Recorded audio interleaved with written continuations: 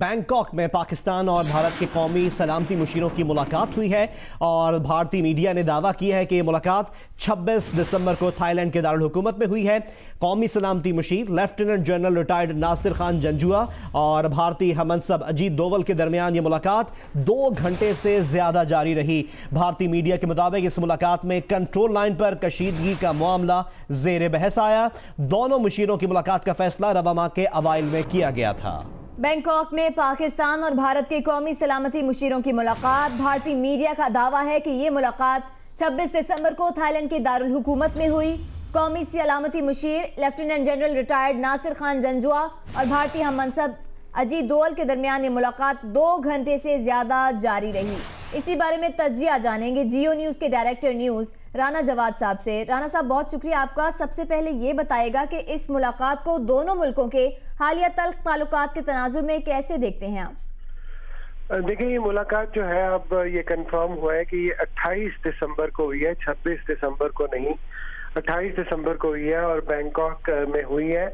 और 27 दिसंबर को नासिर जंजुआ साहब जो थे वो पाकिस्तान से गए थे और ये इनकी मीटिंग अजीत डोवल के साथ जो इनके हम मनसब है भारत की तरफ से, उनके साथ ये पहले से शेड्यूल थी। दोनों जो कौमी सलामती के मशीर हैं उनके दरमियान टेलीफोन पे राब्ता बरकरार रहता है और ये मीटिंग इससे पहले भी एक ऐसी मीटिंग हुई थी जो कि 2015 में हुई थी और ये फेस टू फेस मीटिंग जो है इनकी अब इन हालात में हुई है जब दोनों मुल्कों के दरमियान ताल्लुकात इंतहाई कशीदा है, तनाव का शिकार है।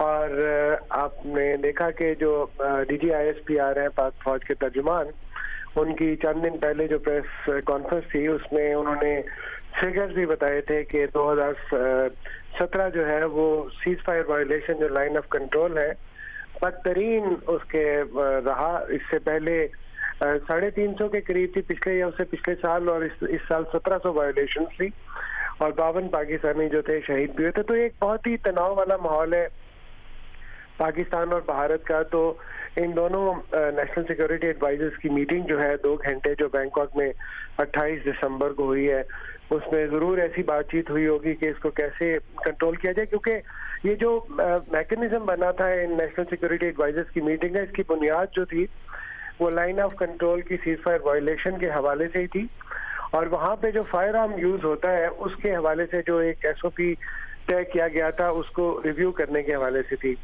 लेकिन आप इसमें ये देखें कि जाहिर है हिंदुस्तान की मीडिया ने पहले ये खबर दी है, उनको लीक की गई। पाकिस्तान में जो है इसके मुतालिक नहीं बताया गया कुछ, अभी तक किसी ने ऑफिशियली इस चीज के मुतालिक एक्सप्लेनेशन नहीं दी है। लेकिन जब भी दोनों मुल्क मिलते हैं उनके ऑफिशियल्स मिलते हैं तो उम्मीद यही करनी चाहिए कि कहीं ना कहीं कोई ना कोई उससे ऐसा रास्ता निकलेगा जिससे तनाव और सर्दमहरी जो है वो कम हो।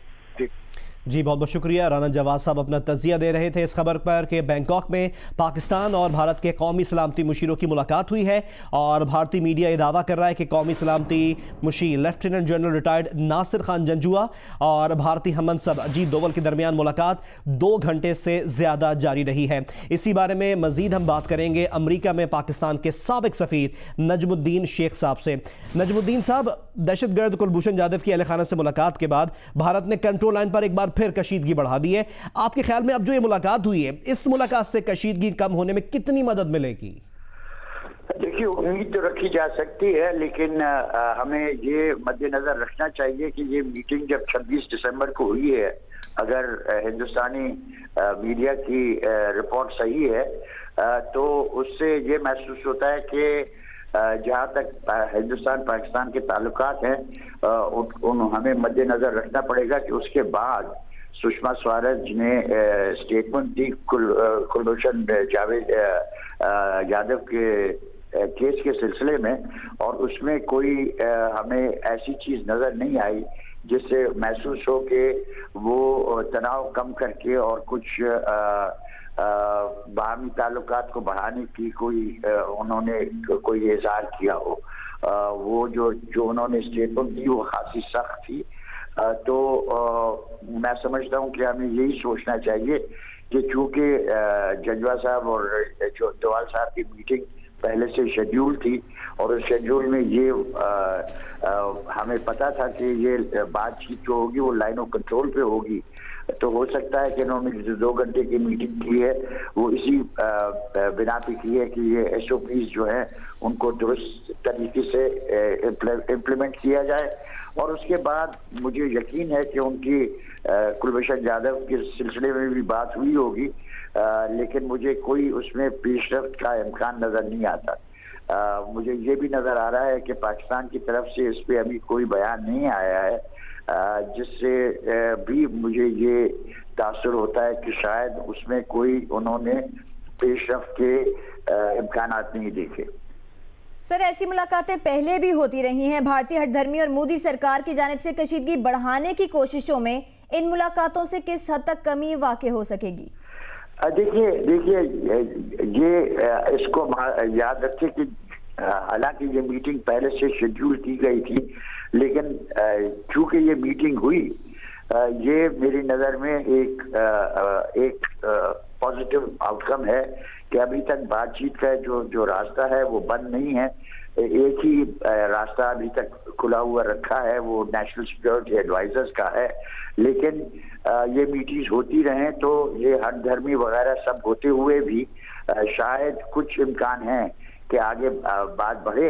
इस मीटिंग से मुझे अभी कोई चीज नजर नहीं आई, लेकिन सिर्फ ये कि मीटिंग हुई, ये एक मुझे लगता है कि पॉजिटिव डेवलपमेंट।